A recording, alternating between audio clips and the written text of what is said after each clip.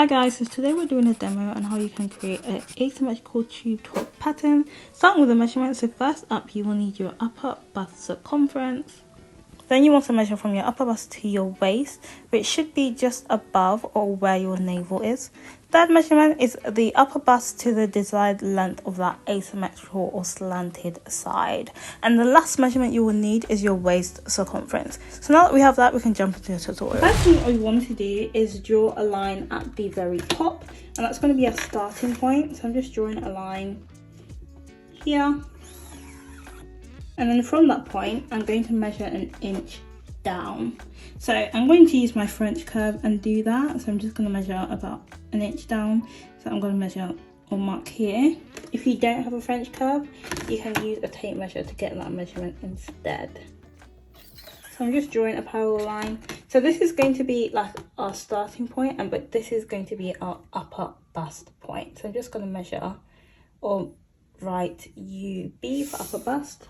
Second thing that we want to do is make a parallel line going it through this pattern paper. So to make sure my line is completely parallel, I'm just going to measure the length of this pattern paper, and that is about 15 inches.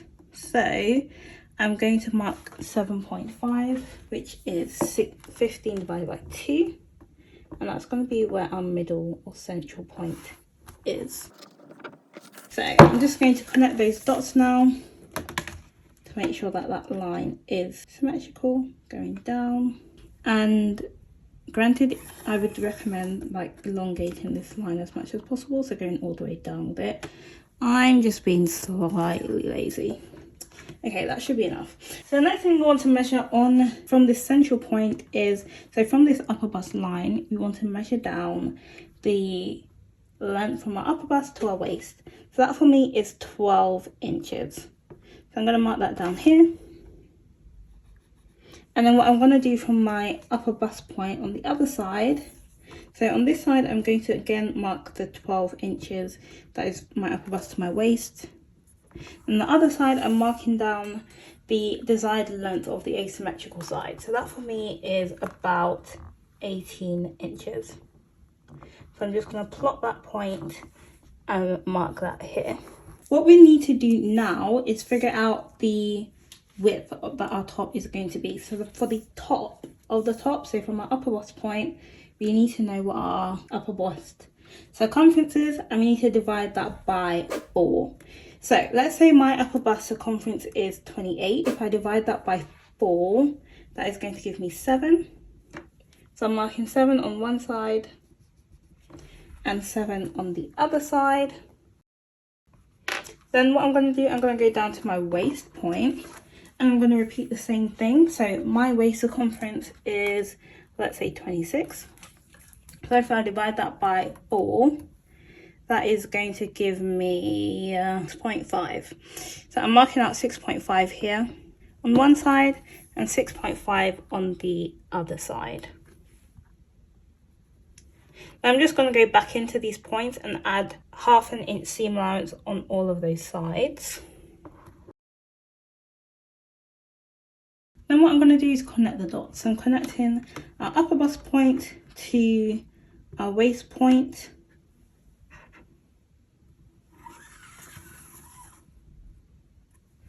Oh, let's get that line correct. And then I'm also going to make sure that I'm lining this up as well.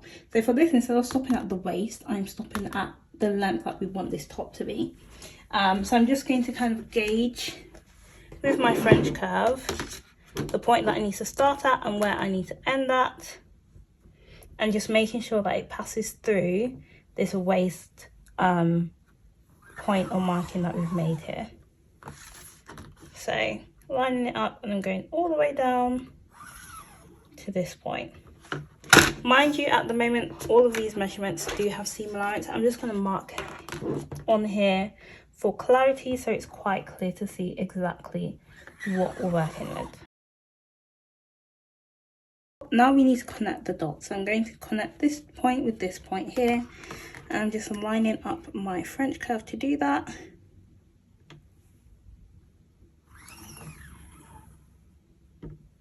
And then I'm going to add 1/2 inch seam allowance to that. I'm kind of guesstimating what that is, and I'm just marking it out. And then if there's any additional bits that I need to taper off, I can do that as well. So I'm erasing the points that we don't need, so it's clearer to see what we're working with. And I'm going to label as well, so it's clear.